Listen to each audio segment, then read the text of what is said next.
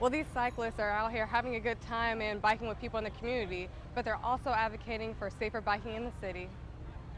That was great. Well, as you head out for vacation this Memorial Day weekend, be prepared for lots of traffic. I'm standing in front of the Louis Armstrong International. It's already traffic building up on this Thursday morning, so you can imagine that it's only going to be even more traffic this weekend. So whether you're driving or flying, be prepared to leave earlier than your destined time, and also have a lot of patience. Reporting for WDSU, I'm Alexandria Rayford. Now, police are still investigating this shooting that occurred, and so far they have taken a person in for questioning, but no arrests have been made. Reporting for WDSU, I'm Alexandria Rayford.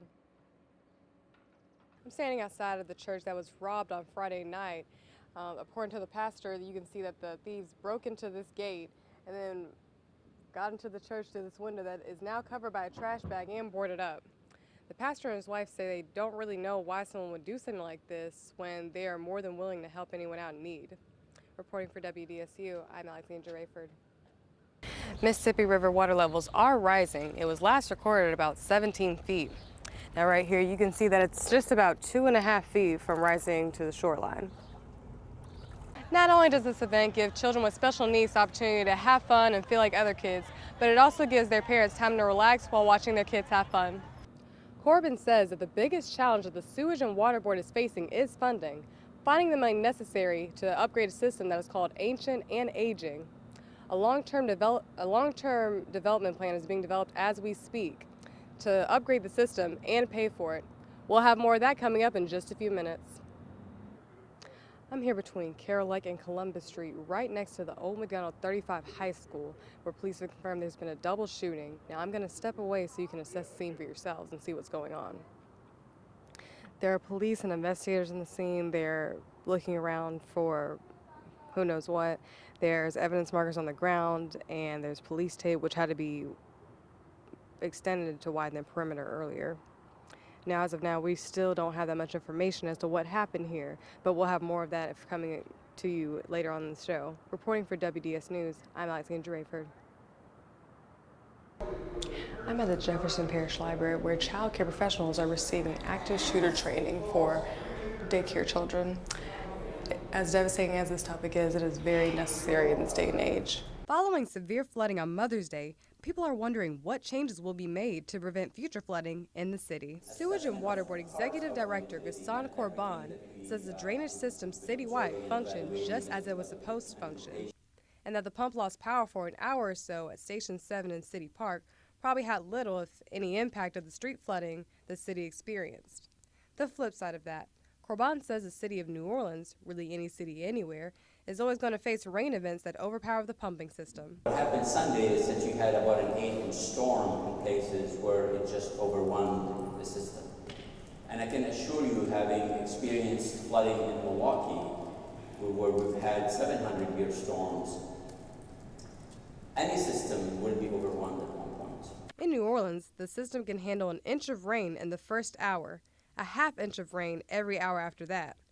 Needless to say, the city got that and more this weekend. Corbin says that the biggest challenge that the Sewage and Water Board is facing is funding, finding the money necessary to upgrade a system that is called ancient and aging. A long-term master plan is being developed as we speak to upgrade the system and pay for it. Well, as you head out for vacation this Memorial Day weekend, be prepared for lots of traffic. I'm standing in front of the Louis Armstrong International. It's already traffic building up on this Thursday morning, so you can imagine that it's only going to be even more traffic this weekend.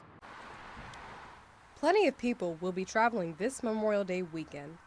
43 million people are expected to travel, 38 million of which will be driving. With this comes a lot of traffic, so if you're hitting the road, it's best you leave as early as you can.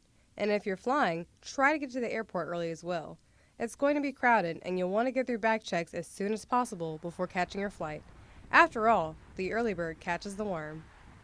Make sure that they're getting a good night's sleep before they hit the road, and also take a break every 2 hours or 100 miles to make sure that you're not driving drowsy. So whether you're driving or flying, be prepared to leave earlier than your destined time, and also have a lot of patience. Reporting for WDSU, I'm Alexandria Rayford. After a hit and run that happened right here at this intersection, a New Orleans crew decided to step in and help the victim out with his medical expenses. David Rudd was hit by a truck in Uptown on Sunday afternoon.